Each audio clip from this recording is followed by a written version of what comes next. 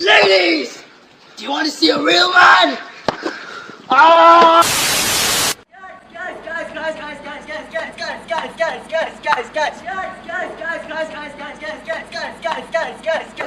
Guys.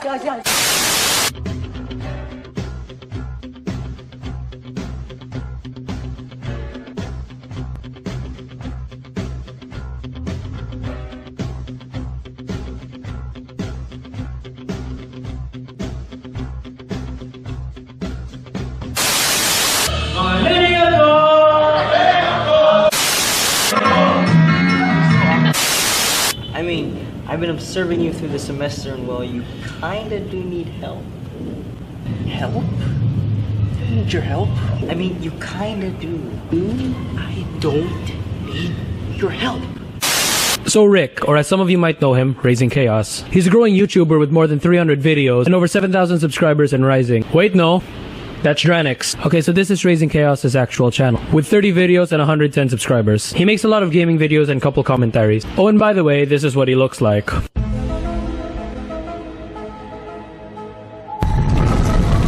But the thing is, I know him personally, and he is the biggest asshole I have ever met. He chased people around asking them to have sex with him. He convinced people that he had an underground Nerf arena, and he beat me with a ball. Hey, what's up guys, it's Raising Chaos, and today I'm gonna hit someone with a ball. Let's go.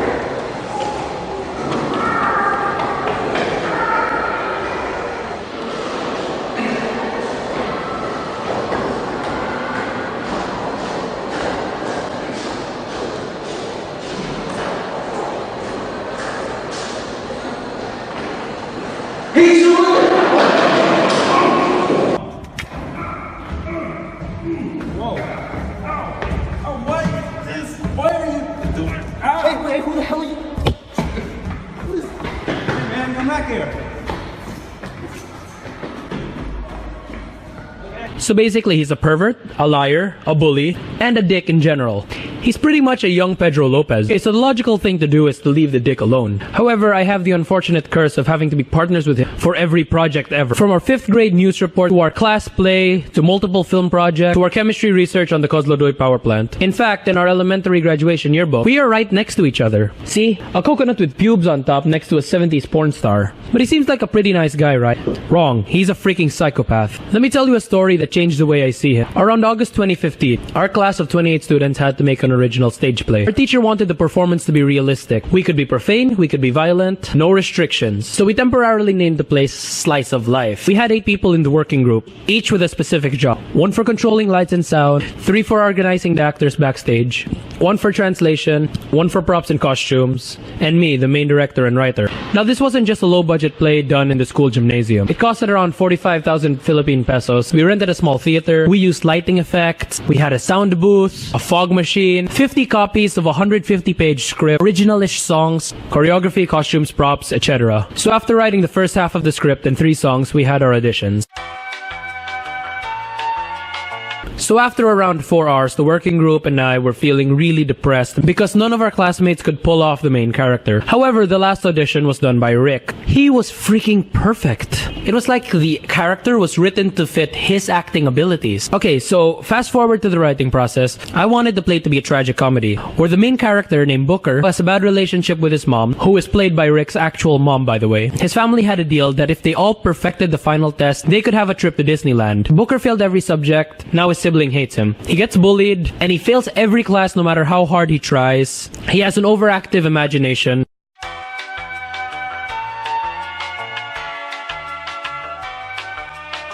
So because of all of Booker's hard work, he makes his mom proud, and now they have a good relationship. She goes out and buys him a PS4 as a surprise gift. A robber then sees that she has the money to afford a PS4 and robs her. She ends up getting shot. I wanted Booker's mom to die because he started working hard and finally became close to her. Now flashback to the night before the play's debut. We were working on final rehearsals and practices, making sure all the props were at the theater, all the lights and equipment worked, making sure the fog machine was fully charged. We were everywhere. While all this commotion was going on at school and at the theater, I started to get worried because we could not find our main actor, Rick. So I started looking around the school, and I saw him at the 3rd floor stairs, staring at the soccer field. It was a very dramatic scene. Okay, it was a very dramatic scene. He was just sitting there on the stairs staring at the soccer field at night. Nothing was illuminating him but the lights of the field. I walked up to him and asked him what's wrong and if he's nervous about the play. As director, I had to make sure that all our actors are well so that they can be fully focused on the play. So after I asked, he said nah, he's not nervous. He's just pretty mad that his mom would not get him a PS4 in real life. Now remember that the mom in the play was played by his actual mom. So I told him that if he needs to talk about his feelings, he can approach me at any time. He said it's fine because everyone gets what they deserve. He then stood up and walked back to our classroom to join the rehearsals. Now I didn't think much of it because there was too much on my mind. So on the day of the play, everything went smoothly. But in all the pressure, we didn't notice that the prop gun that was supposed to be used to kill Rick's mom was switched with a real gun. Now I can't show you the rest of the clip because gore. Now we didn't do anything about it, we just assumed that the prosthetics artist was really good. But let me show you the part that really freaks me out. Thanks for everything, Mom. You made my life better. Although you couldn't give me a PS4. Thanks for everything, Mom. You made my life better, although you didn't even get me a PS4. Now, I was like, what the hell? That wasn't scripted. This is a copy of the original script. He was supposed to just walk away with his best friend after saying goodbye to the grave. He is a goddamn psycho. Okay, so about Mini Pedro Lopez. It freaked me out about how he didn't even care about his mom's death. After all that, I remembered what he said the night before. Everyone gets what they deserve. A lot of people didn't know about this, but I did. So I knew that I had to get rid of him. After the death of his mom, shrinks of people went missing. Each passing day, the school seemed to get darker and more gray. We were scared that any one of us could be next. And as our morale dropped, Rick, for some reason, got happier. Knowing his past and what he might have done to his mom, I knew I had to kill him. Now don't get me wrong, I've tried. I've waterboarded him. Multiple times. No, please, sir.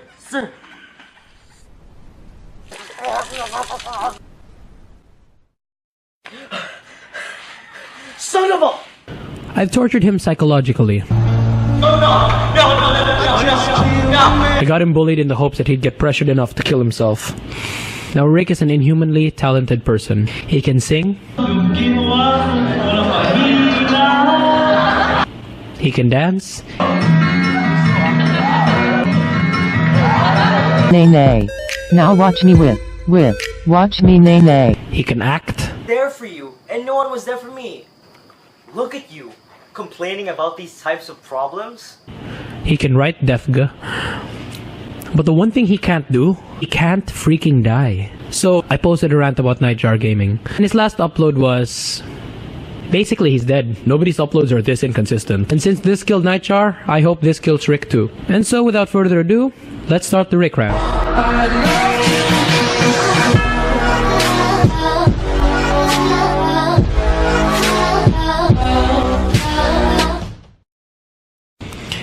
Okay, let's start off with a GTA 5 video. I know, alright. At this moment, we've got two suckers up in the hills running for their life. Oh god, it's that. Oh wait, actually we should just try this. Oh yeah, we should, man. That's a gay car, I swear. It's a gay car. Wait, can we just... I hate that car so much. Wait, please. Yeah. There. You hate the car because it's gay?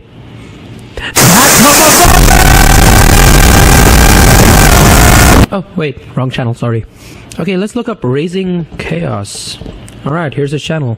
He makes TF2 videos. Let's check them out. Let's start off with his story time.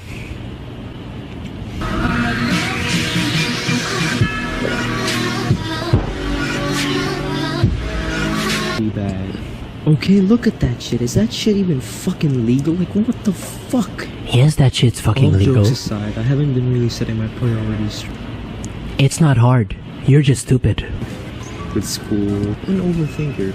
So basically, this all means I have all 7 spectrums of fucking autism. Okay, to be fair, Actually, it's 7 spectrums of color. Autism doesn't have a measured spectrum. That's just an analogy used to explain to people how people with autism understand social norms compared to people without autism. I had a fight with trannies, and that resulted into a Holy crap, sequestering this is so of loud. very old I can't hear anything. And also, I lost some old I'm not gonna friends watch that this. I- Next. Okay, so this butt muncher has a frag movie. Apparently it's only 2 minutes long. This better be good.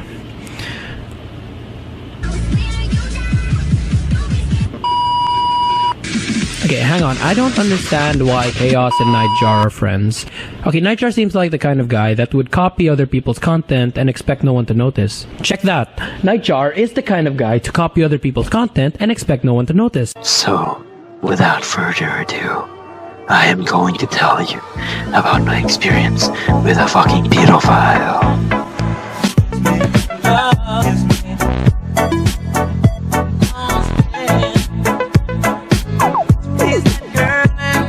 Hello everybody out there on YouTube, my name is Nightjar and This is very phobic against non-binary people. Wait, what is that? What? No!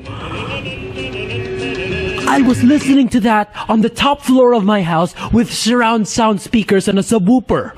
My whole family probably heard that. My neighbors probably heard that. Okay, so everyone I know just heard me listening to fucking porn. Thank you, Raising Chaos. Fuck you and kill yourself. Oh my god, why are they all TF2? I can't watch any of these. Oh wait, a Nightjar video. This maybe.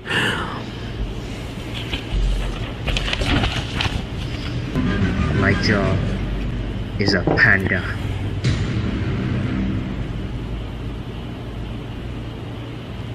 Wait. Nightjar is a panda.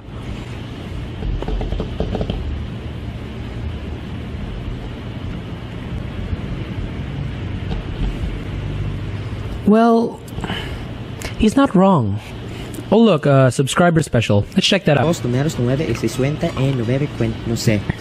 La última pregunta Is he speaking fucking Spanish? Cuando tengo el equipo de Shit, he is a young Pedro Lopez. You know what? His content's pretty linear. There's not much to say about his channel. Okay, screw it. Let's read the comments of a random video. Holy fuck, your PC is that shit. You just made TF2 look like shit. You just made TF2 look like shit. Sad face. I actually didn't watch the video.